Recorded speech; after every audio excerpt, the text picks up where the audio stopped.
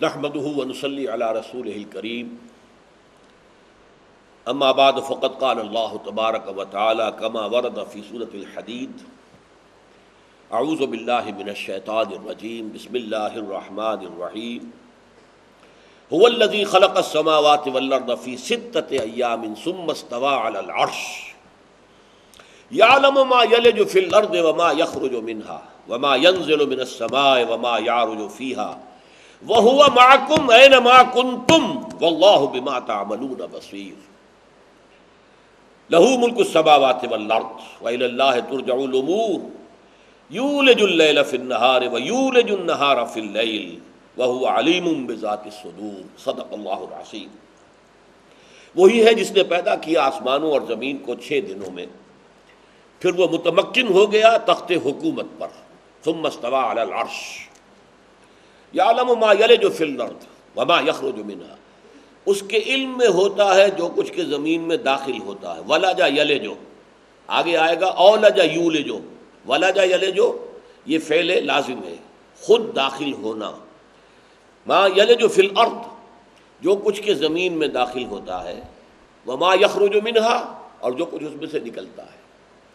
زمین میں داخل کیا ہوتا ہے؟ بیج بھی زمین میں، آپ کو معلوم ایک درخت اوپر ہے، اس میں کوئی پھل لگا ہوا ہے، کوئی پھلیاں ہیں وہ پھٹتی ہیں، وہ بیج جو ہے اسی زمین کے اندر پھر دفن ہوتے ہیں۔ اور دوسرے پانی کا قطرہ، بارش ہوتی ہے اور پانی کے قطرات زمین میں جذب ہوتے ہیں، ان دونوں سے پھر نباتات پیدا ہوتی ہے۔ بیج پڑے ہوتے ہیں لیکن یہ کہ وہ ڈورمنٹ ہے، پانی آتا ہے، اور پانی کو کہا گیا مبدأ حیات۔ ہر زندہ شے جو ہے اس زمین کے اوپر، یہ جو زمین ہے ہماری، اس میں جو بھی حیات ہے وہ نباتاتی ہو یا حیواناتی ہو، اس میں مبدأ حیات جو ہے پانی ہے، مادہ وجود جو ہے وہ مٹی ہے، کرسٹ آف دی ارتھ، اس سے بنا ہے جو کچھ بنا ہے، لیکن زندگی جو اس میں آتی ہے وہ پانی سے آتی ہے۔ فرمایا وہ جانتا ہے جو کچھ کے داخل ہوتا ہے زمین میں اور جو کچھ نکلتا ہے اس سے، اور جو کچھ کے اترتا ہے آسمان سے اور جو کچھ کے چڑھتا ہے اس میں۔ آسمان سے بارش بھی آتی ہے، پھر یہ کہ بخارات اٹھ کر بھی فضا میں اوپر جاتے ہیں۔ سما کے معنی اصل میں لغوی معنی تو ہے بلندی، لیکن ایک اور شے بھی ہے، وہ سما جو ہے 7 سماوات، ان میں سے بھی اس سما سے فرشتے اترتے ہیں، اللہ کے احکام لے کر نازل ہوتے ہیں۔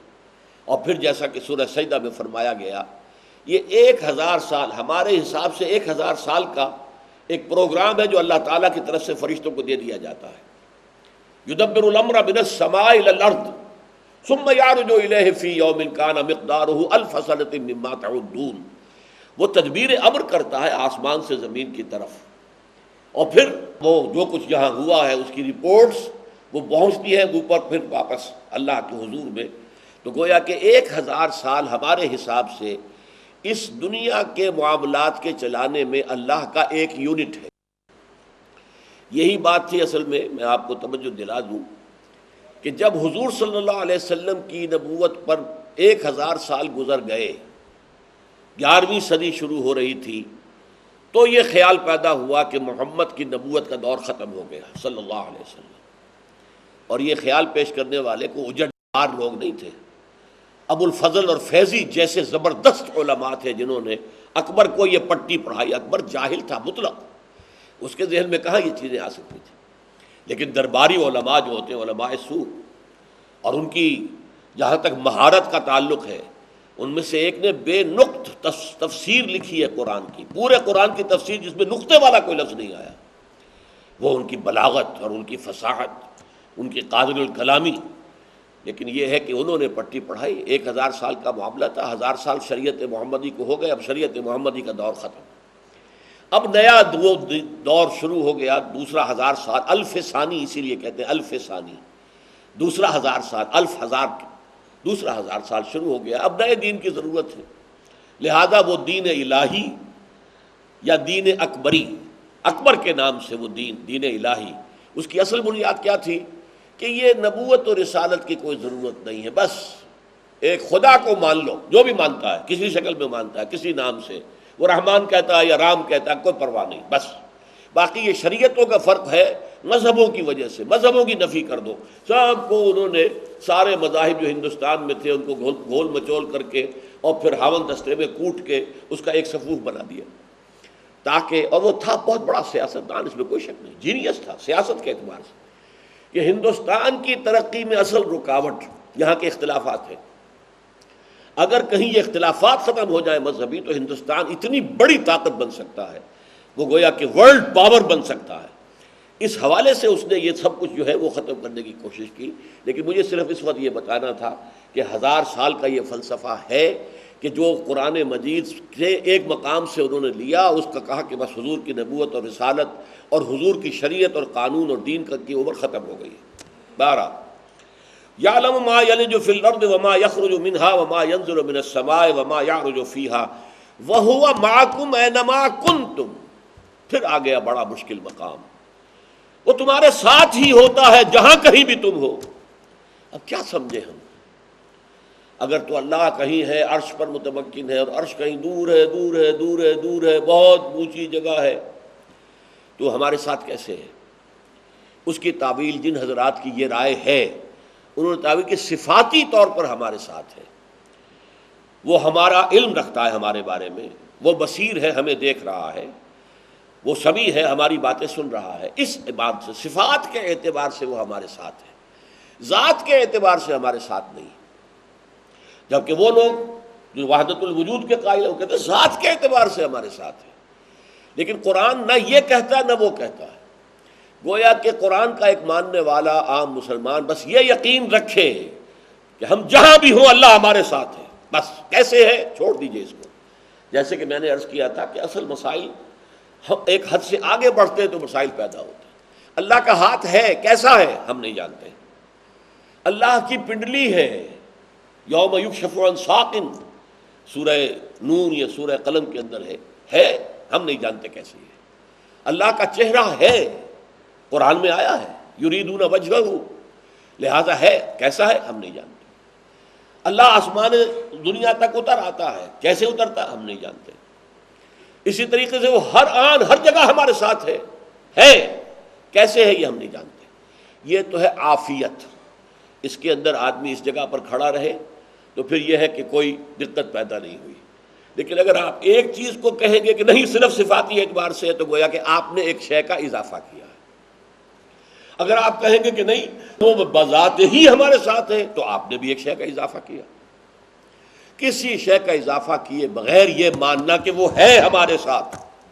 اور سورہ قاف میں تو فرمایا وَنَحْنُ أَقْرَبُ إِلَيْهِ مِنْ حَبْلِ الْوَرِيدِ، ہم تو انسان سے اس کی رگے جان سے بھی زیادہ قریب ہیں۔ اب یہ لوگ جو وحدت الوجود کے ماننے والے ان کے لیے تو معاملہ بالکل واضح ہو گیا، وجود ہے ہی ایک، وجود دو ہے ہی نہیں۔ اسی وجود کی ایک جب معین شکل ہوئی ہے تو ہم بن گئے، لہذا اللہ تو ہر جگہ ہے، ہمارے ہر رگ و ریشے میں اللہ ہے۔ جب وحدت الوجود ماننے والے ان کی بات میں کر رہا ہوں تو ظاہر بات ہے کہ ہوا معکم اینما کنتم واللہ بما تعملون بصیر۔ اب اس کو سمجھیے، وہ تو پھر ہر شے کا خود چشمدید گواہ ہے۔ جب وہ ہر آن ہر جگہ ہمارے ساتھ ہے تو ظاہر بات ہے کہ وہ ہر شے کا بصیر ہے، دیکھنے والا ہے، جسے ہم کہتے ہیں چشمدید گواہ۔ یہ جو سارا حساب کتاب لکھا جاتا ہے، اعمال نامے تیار ہو رہے ہیں، یہ کرامن کاتبین جو کچھ لکھ رہے ہیں، یہ اس لیے نہیں ہے کہ اللہ کو کوئی ضرورت ہے کہ فرشتہ اگر لکھ کر رپورٹ نہیں دے گا تو اللہ کو پتہ نہیں چلے گا۔ وہ بذات ہی علیم ہے، بذات ہی بصیر ہے، وہ اس کے ذات کے ساتھ ہے۔ یہ تو صرف یہ ہے کہ حجت قائم کرنے کے لیے، دیکھو بھائی جو تمہارا اعمال نامہ ہے دیکھ لو خود، اقرا کتابک کفا بنفسک الیوم علیک حسیبا، یہ تمہارا اعمال نامہ ہے، اپنا اعمال نامہ خود پڑھ لو، کسی اور محاسب کی اور حساب کرنے والے کی ضرورت نہیں ہے، تم خود کافی ہو حساب کرنے والے۔ یا جسے میں آج کل تعبیر کیا کرتا ہوں کہ ایک بہت بڑا کمپیوٹر ہے، ووضع الکتاب، وہ کتاب جو ہے وہ کمپیوٹر، وہ لا کر رکھ دیا جائے گا میدان حشر میں۔ اچھا بھائی آئے، یہ آپ کا بٹن دبا اور آپ کی زندگی کی پوری فلم جو ہے وہ چلنی شروع ہو گئی، دیکھ لو یہ تم تھے، یہ تم کرتے رہے، یہ تم بولتے رہے۔ اور آج کا انسان جس طرح سمجھ سکتا ہے اسے، آپ ظاہر بات ہے کہ آج سے 100 برس پہلے 200 برس پہلے کے انسان کو اس پر ایمان بالغیب کی بڑی شدید ضرورت تھی۔ کہ بس مانو کہ ہر شے ایک ذرہ بھی نہیں ہوگا. فَمَن يَعْمَلْ مِثْقَالَ ذَرَّةٍ خَيْرًا يَرَهُ وَمَن يَعْمَلْ مِثْقَالَ ذَرَّةٍ شَرًّا يَرَهُ. عقل انسانی میں کیسے آ سکتا تھا کہ ہر ذرہ محفوظ ہو سکتا ہے عمل کا؟ آج محفوظ ہو سکتا ہے. آپ محفوظ کرتے ہیں. کبھی کے قاری عبد الباسط فوت ہو چکے، ان کی قرأت اب بھی ہم سن رہے ہیں. کبھی کے خلیل حسنی جو ہے وہ فوت ہو چکے رحمہم اللہ، لیکن ہم ان کی قرأت اب بھی سن رہے ہیں. یہ ساری چیزیں محفوظ ہیں. تو اس لیے ہوا معکم اینما کنتم. اور یہ چیز جو ہے بندہ مومن کے لیے قوت، استقامت اور مقاومت کی سب سے بڑی بنیاد ہے. میرا اللہ میرے ساتھ ہے، مجھے کس کا خوف؟ چنانچہ دو مقامات پر حضرت موسیٰ علیہ السلام کے بارے میں بھی آیا. جب سامنے سمندر اور پیچھے نظر آ رہا ہے دھول اڑ رہی ہے اور لشکر چلا آ رہا ہے، غبار کے بادل، تو ساتھیوں نے کہا ہم تو انا لمدرکون، مارے گئے موسیٰ ہم تو، تم ہمیں کہاں لے آئے؟ چلو ہم وہاں تھے، غلام تھے، محنت کرتے تھے، مشقت کرتے تھے، زندہ تو تھے نا، اب تو ہم ختم ہو جائیں گے. کلا ان معی ربی سیہدین. معی ربی کیا کہا حضرت موسیٰ؟ نہیں، ہرگز نہیں، میرے ساتھ میرا رب ہے اور وہ مجھے راستہ دے گا. یہدین، دکھائے گا مجھے راستہ. جس پر اللہ کی طرف سے وحی آئی، اس سمندر کے اوپر اپنا عصا دے مارو، اور اس کے بعد سمندر پھٹ گیا، وہ نکل گئے. اسی طرح جب غار ثور میں حضور اور حضرت ابوبکر تھے، اور جب کہ دشمن پہنچ گیا، ابو جہل پہنچ گیا ہے اس غار کے دہانے پر، اور حضرت ابوبکر نے کہا ہے کہ حضور اس وقت انہوں نے اپنے قدموں کی طرف بھی نگاہ ڈال لی تو ہم نظر آ جائیں گے. آپ نے فرمایا نہیں، ڈرو نہیں، ان اللہ معنا لا تحزن ان اللہ معنا، گھبراؤ نہیں، غمگین نہ ہو، اللہ ہمارے ساتھ ہے. یہ ہے بندہ مومن کے استقامت کا سب سے بڑا سبب، اس کی قوت، اس کی طاقت، اس کے صبر، اس کے ثبات، اس کی مقاومت. اس کے سب سے بڑی بنیاد اللہ میرے ساتھ ہے. یہ ہے وہ ہوا معکم اینما کنتم. پھر میں نے عرض کیا، ایک کا خیال ہے کہ صرف صفاتی طور پر اللہ ہمارے ساتھ ہے، ایک کا خیال ہے نہیں، ذاتی طور پر ہے لیکن ہم نہیں جان سکتے کہ کس طور سے ہے بس. لیکن جیسا کہ میں نے عرض کیا، ایک عام مسلمان سمجھے کہ ہے ہمارے ساتھ، کیسے ہے کیسے نہیں ہے اس بحث میں نہ الجھے. لہو ملک السماوات والارض، اسی کے لیے ہے بادشاہی آسمانوں اور زمین کی. اب دیکھیے، میں نے عرض کیا ہے کہ یہ قرآن مجید میں ذات و صفات باری تعالیٰ کے لیے جامع ترین، بلند ترین علمی سطح کا مقام ہے. اس میں دو مرتبہ یہ الفاظ آ گئے. ہم دوسری آیت میں پڑھ چکے ہیں، لہو ملک السماوات والارض یحیی و یمیت وہو علی کل شیء قدیر. اسی کی ہے بادشاہی آسمانوں اور زمین کی. یہاں پھر فرمایا، یعنی اتنا کنسائز مقام، اتنی مختصر 6 آیات کے اندر ذات و صفات کی بحث کو سمو دینا، لیکن اس میں اس مضمون کو دوبارہ لانا اس کی طرف اشارہ کر رہا ہے کہ یہ نہایت اہم مضمون ہے. اللہ تعالیٰ خالق ہے، اللہ مالک ہے، اللہ رازق ہے، اللہ حاجت روا ہے، اللہ مشکل کشا ہے. چلیے یہ تو عقیدہ ہو گیا. اللہ بادشاہ ہے، اس کا حکم مانو. ان الحکم الا للہ، بادشاہت اس کی ہے، زمین اس کی ہے، اس پر اس کا حکم نافذ کرو. یہ ہے دین کا وہ حصہ جو لوگوں کے ذہنوں سے نکل گیا. بس توحید، جو بڑے سے بڑے موحدین ہیں وہ بھی توحید فی العقیدہ اور توحید فی الطلب. یہ امام ابن تیمیہ رحمۃ اللہ علیہ نے اضافہ کیا، توحید فی الطلب، لا مطلوب الا اللہ، لا مقصود الا اللہ، لا محبوب الا اللہ. لیکن اس کی توحید کا یہ پہلو، بادشاہ وہ ہے، اس کا حکم چلنا چاہیے. یہ زمین اس کی ہے، کائنات اس کی ہے، آسمانوں میں اسی کا حکم چل رہا ہے. زمین میں فساد ہو گیا ہے، زمین میں بغاوت ہے. اس انسان نے اور جنات نے بغاوت کی ہے. ان کو کچھ اختیار دیا گیا تھا، تھوڑا سا اختیار تھا. کتنا اختیار ہے ذرا کبھی اندازہ کیجئے. مجھے اپنے وجود پر اختیار نہیں ہے. میری زندگی اس قلب کی حرکت سے ہے، کیا میرے کنٹرول میں ہے؟ یہ اس حرکت کا کوئی کنٹرول میرے پاس ہے؟ میری اتنیوں کی حرکت ہے جس سے کہ غذا چل رہی ہے، جاتی ہے، پھر فضلہ بنتی ہے، باہر خارج ہوتی ہے. کیا مجھے کوئی کنٹرول حاصل ہے؟ مجھے اپنے وجود پر کوئی کنٹرول حاصل ہے؟ قطعاً کوئی حاصل نہیں. اللہ تعالیٰ کا قانون میرے اندر جاری و ساری ہے، میرے ایک ایک سیل پر اللہ کے قانون کی حکومت ہے۔ خون کی گردش ہو رہی ہے، وہ میرے اختیار میں تو نہیں ہے۔ کوئی ایک سیل بھی ایسا ہو کہ جو خون کی اس گردش سے استفادے سے محروم رہ جائے، اٹ ول بی ڈیڈ۔ تو معلوم یہ ہوا کہ کتنی ہماری، پھر سوچئے ہمیں ہندوستان میں پیدا کر دیا گیا، کیا میرا چوائس تھا؟ آپ کا چوائس تھا؟ ہمیں جس ماحول میں پیدا کیا گیا، کیا یہ میرا اور آپ کا چوائس تھا؟ ہم جن والدین کے ہاں پیدا ہوئے ہیں، کیا یہ ہمارا چوائس تھے؟ ہمیں جو جینز ملے ہیں، کیا یہ ہمارا چوائس تھے؟ تو ہم تو جکڑے ہوئے ہیں۔ اسی وجہ ہے کہ بہت سے لوگوں نے کہا کہ انسان مجبور محض ہے۔ نہیں، مجبور محض نہیں ہے۔ جو کچھ اللہ نے دیا ہے، اس سے ہمارا ایک شاکلہ تیار ہو گیا ہے، ایک پیٹرن بن گیا ہے شخصیت کا۔ اس پیٹرن سے باہر ہم نہیں جا سکتے، جس کو ہم انگریزی میں کہتے ہیں we can't out grow over skin. میں جتنا موٹا ہوں اور موٹا ہو جاؤں گا اور موٹا ہو جاؤں گا تو میری جو یہ کھال ہے پھیلتی جائے گی، میں اپنی کھال سے باہر تو نہیں نکل سکتا۔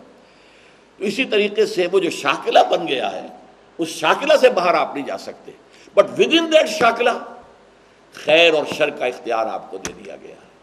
اچھا کرے کم، برا کام کرے، اس کا اختیار ہے، اما شاکرا و اما کفورا۔ چاہے شکر گزار بن جاؤ، چاہے کفران نعمت کی روش اختیار کر لو۔ فمن شاء فلیؤمن ومن شاء فلیکفر، جو چاہے ایمان لے آئے، جو چاہے کفر کرے۔ یہ دوسری بات ہے کہ اللہ کفر کو ناپسند کرتا ہے، ایمان کو پسند کرتا ہے۔ اللہ بدی کو ناپسند کرتا ہے، نیکی کو پسند کرتا ہے، لیکن اختیار تمہیں دے دیا گیا ہے۔ لیکن سب سے بڑی بات کیا ہے کہ جو تمہارا اختیار والا حصہ ہے، اس میں تم نے یہ ہلدی کی گانٹھ جو تمہیں دی گئی تھی، تم پنساری بن کر بیٹھ گئے ہو۔ We are sovereign, sovereignty belongs to ہم الون۔ سروری زیبا فقط اس ذات بے ہمتا کو ہے، حکمراں ہے ایک وہی، باقی بتانے آسری۔ یہ پاپولر سوورنٹی کا کنسپٹ اس وقت بدترین شرک جو ہے وہ یہ ہے۔ بڑے سے بڑے موحدین بھی اس کو نہیں جانتے۔ وہ زیادہ سے زیادہ بات کریں گے تو وہی جو ہمارے اسلاف نے باتیں کی ہیں، قبر پرستی شرک ہے، کسی کو پکارنا، دعا کرنا سوائے اللہ کے، کسی بھی نبی کا نام لے کر دعا کرنا، کسی ولی اللہ کا دعا کرنا، یہ شرک ہے، یہ تو مان لیں گے۔ لیکن یہ کہ اس وقت ہیومن سوورنٹی سب سے بڑا شرک، میٹیریلزم، میٹر اور قوانین قدرت کو اتنا اٹل سمجھنا کہ اللہ بھی اس کو نہیں توڑ سکتا۔ وہ تو اب بن گیا، اس کے ہاتھ بن گئے، وہ کک مار کر اب بیٹھا ہوا ہے اپنی جگہ پر۔ اب وہ اس فٹ بال کے اوپر اس کا کوئی کنٹرول نہیں ہے۔ وہ تو اگر کوئی وہ فرکشن نہ ہو ہوا میں یا زمین میں تو وہ چلتی جائے گی۔ Every thing continues in its state of rest or of uniform motion along a straight line unless acted upon by an external force. This is the first law of motion of Newton. وہ چلتا جائے۔ نہیں، اللہ تعالیٰ نے اس کائنات کو بنایا، وہی حاکم ہے، ہر آن ہر لحظہ اس کا حکم جاری و ساری ہے، اس کے اذن کے بغیر کچھ نہیں ہوتا۔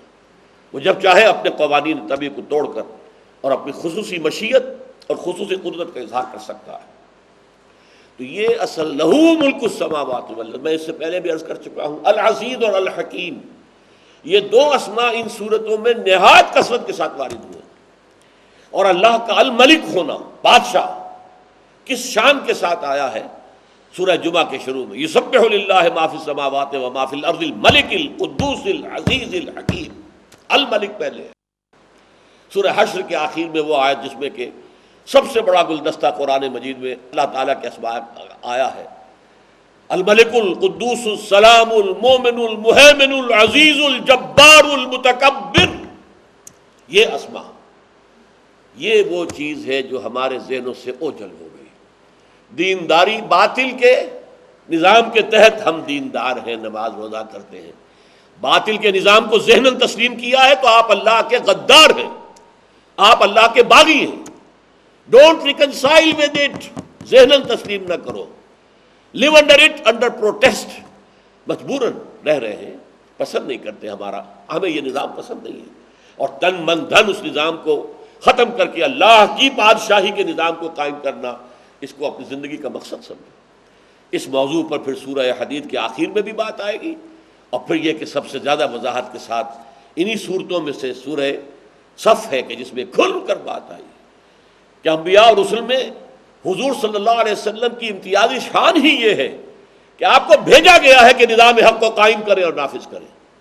صرف واعظ نہیں، صرف ناصح نہیں، صرف مبلغ نہیں، صرف معلم نہیں، صرف مربی نہیں، صرف مزکی نہیں، یہ سب کچھ بھی، لیکن ان سب سے اوپر لِيُظْهِرَهُ عَلَى الدِّينِ كُلِّهِ هُوَ الَّذِي أَرْسَلَ رَسُولَهُ بِالْهُدَى وَدِينِ الْحَقِّ لِيُظْهِرَهُ عَلَى الدِّينِ كُلِّهِ لَهُ مُلْكُ السَّمَاوَاتِ وَالْأَرْضِ. آسمانوں اور زمین کی بادشاہی اسی کی ہے. اسی میں ہمیشہ کوٹ کیا کرتا ہوں بائبل کی بات بھی، جیسے میں نے 6 دنوں کی بات تورات کے حوالے سے بتائی. ان کی جو عیسائیوں کی جو سورہ فاتحہ ہے، لارڈس پریئر اسے وہ کہتے ہیں، بڑے پیارے الفاظ آئے ہیں اس میں. Thy kingdom come, thy will be done on earth as it is in heavens. اے رب تیری بادشاہی آئے، تیری حاکمیت آئے، تیری حکومت اور سلطنت قائم ہو جائے، اور تیری مرضی جیسے آسمانوں میں پوری ہو رہی ہے. یہ سارے گیلیکسیز اللہ کے حکم کے اندر بندھے ہوئے چل رہے ہیں. یہ سورج اور چاند جو ہے وہ اللہ کے حکم کے اندر بندھا ہوا حرکت کر رہا ہے. جیسے تیری مرضی آسمانوں میں پوری ہو رہی ہے، اے رب اس زمین پر بھی تیری مرضی پوری ہو، تیرا حکم نافذ. بس دعا مانگ لینے سے کچھ نہیں ہوتا جب تک کہ اس کے لیے جد و جہد نہ کی جائے، محنت نہ کی جائے. تو فرمایا لہو ملک السماوات والارض وإلی اللہ ترجع الامور. اچھا، پہلی جو آیت آئی تھی نمبر 2، اس میں لہو ملک السماوات والارض کے بعد فرمایا تھا یحیی و یمیت، جس میں میں تفصیل سے بیان کر چکا ہوں. یہ نہیں ہے کہ تم خود زندہ ہو خود مرتے ہو، نہیں، وہ زندہ رکھتا ہے، وہ مارتا ہے. یہاں اس کا دوسرا اسپیکٹ لایا گیا، وإلی اللہ ترجع الامور. ظاہر بات ہے کہ بادشاہت تو اس کے بغیر قائم نہیں ہو سکتی کہ غداروں کو سزا دی جائے، وفاداروں کو انعامات دیے جائیں. کوئی بادشاہت اس کے بغیر نہیں ہو سکتی. باغیوں کو سزا دی جائے اور جو وفادار ہیں ان کو جزا دی جائے، خلعتیں دی جائیں، انعامات دیے جائیں. بالآخر سارے معاملات اسی کی طرف لوٹا دیے جائیں گے. اور یہ ترجمہ نہیں ہے، ترجع الامور، لوٹا دیے جائیں گے. یہ فعل مجہول ہے، کوئی چاہے یا نہ چاہے. ہم تو چاہیں گے کسی طرح یہ مرحلہ نہ آئے، ہمارا حساب کتاب نہ ہو، بلکہ ایسے ہی معاملہ ختم ہو جائے. نہیں، ترجع الامور، لا محالہ، تم چاہو نہ چاہو، خواہی نہ خواہی، سارے معاملات بالآخر اس کی طرف لوٹا دیے جائیں گے. یہ حکومت اور اللہ کی سلطنت، اللہ کی بادشاہی کا وہ لازمی تقاضا ہے، وہ نتیجہ ہے. اسی میں گویا کہ مخفی ہے ایمان بالآخرہ. آخرت کسے کہتے ہیں؟ یہاں ان آیات میں نے کہا تھا ذات و صفات باری تعالیٰ کا بیان ہے. نہ کہیں رسالت کا ذکر آیا ابھی تک، نہ کہیں آخرت کا ذکر آیا، سوائے اس کے وإلی اللہ ترجع الامور. اس میں مضمر ہے سارے معاملات بالآخر اللہ کی طرف لوٹا دیے جائیں. کس لیے؟ فیصلے کے لیے.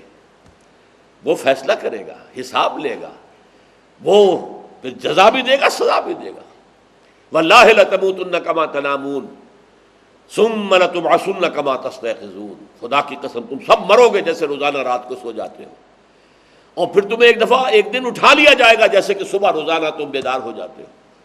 ثم لتحسبن بما تعملون، پھر تمہارا حساب لیا جائے گا جو کچھ کہ تم کر رہے ہو. ثم لتجزون بالاحسان احسانا وبالسوء سوءا، پھر تمہیں لازماً بدلہ ملے گا، بھلائی کا بھلا، برائی کا برا. اور وہ کیا ہے؟ وَإِنَّهَا لَجَنَّةٌ أَبَدًا أَوْ لَنَارٌ أَبَدًا.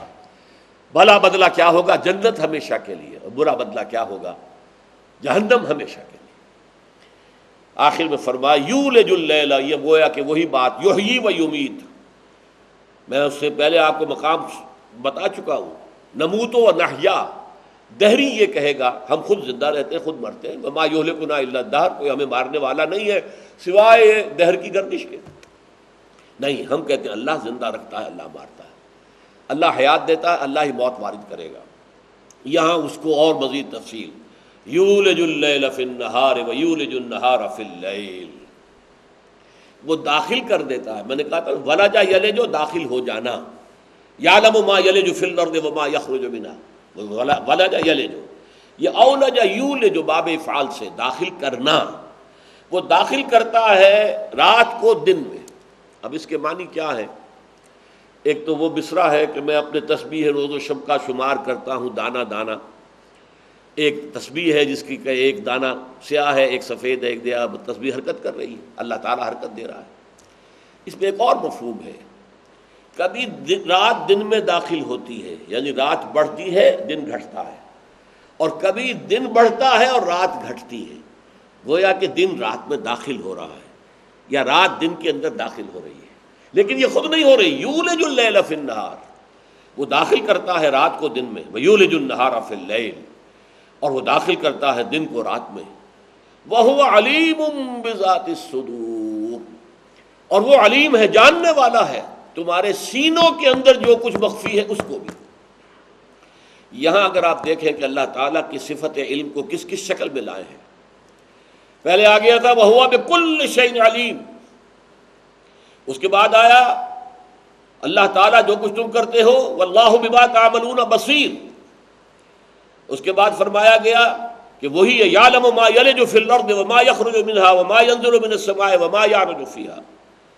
اب اس کی آخری ڈائمنشن کیا آئی؟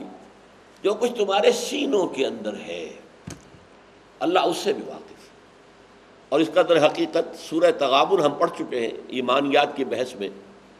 یعلم ما فی السماوات والارض، وہ جانتا ہے جو کچھ آسمانوں اور زمین میں ہے، وَيَعْلَمُ مَا تُسِرُّونَ وَمَا تُعْلِنُونَ، وہ جانتا ہے اس کو بھی جسے تم چھپاتے ہو اور اسے بھی جسے تم ظاہر کرتے ہو، وَهُوَ عَلِيمٌ بِذَاتِ الصُّدُورِ، اور وہ تو جو کچھ سینوں میں مخفی ہے اس کو بھی جانتا ہے۔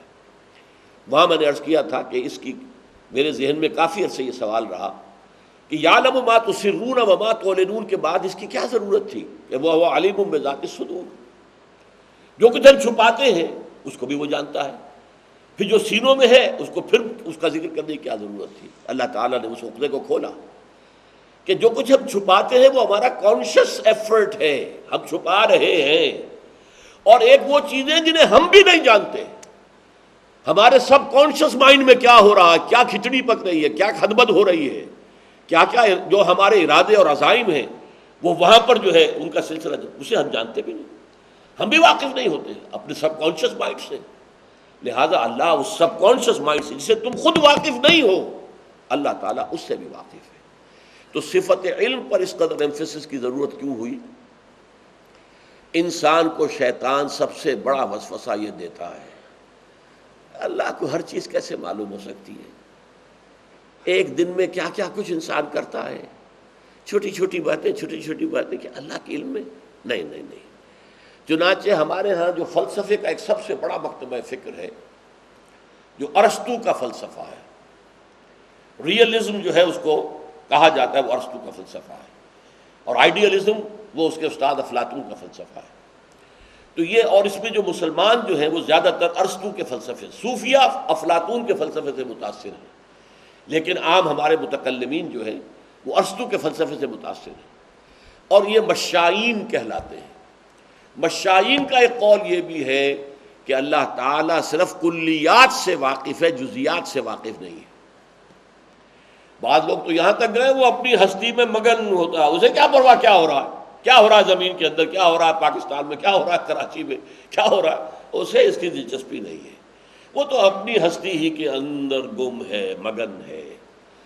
یہ کفر ہو جائے گا، یا یہ کہ اللہ کلیات سے واقف ہے، جزیات سے واقف نہیں ہے۔ یہ مشائین کا باقاعدہ اصول ہے، اللہ تعالیٰ اس سے ہمیں محفوظ رکھے۔ اسی لیے اس کو لا یعلم ما یلج فی الارض، ہر دانہ جو زمین میں پڑتا ہے اور ہر پانی کا قطرہ جو جذب ہوتا ہے اللہ کے علم میں، پھر اس سے جو وہ پتیاں دو پھوٹتی ہیں اللہ کے علم میں، جو کچھ نکلتا ہے اللہ کے علم میں، جو معدنیات نکلتی ہیں وہ اللہ کے علم میں، یہ سب چیزیں اللہ کے علم میں۔ تو وہ جزیات، چھوٹی سی چھوٹی جزیات سے، کہیں کہا گیا ہے کہ کوئی پتا تک نہیں گرتا فی ظلمات الارض والبحر، وہاں لیکن اللہ کے علم میں ہے۔ ایک پتا جو ہے درخت سے سوکھ گیا، گر گیا، اللہ کے علم میں ہے۔ یہ جب تک کہ ہمارا تصور نہ ہو اللہ تعالیٰ کی صفت علم کے بارے میں، تو اللہ تعالیٰ کی صفت علم کے بارے میں پھر ہمارا تصور ناقص ہے۔ بارک اللہ لی ولکم فی القرآن العظیم ونفعنی وإیاکم بالآیات والذکر الحکیم۔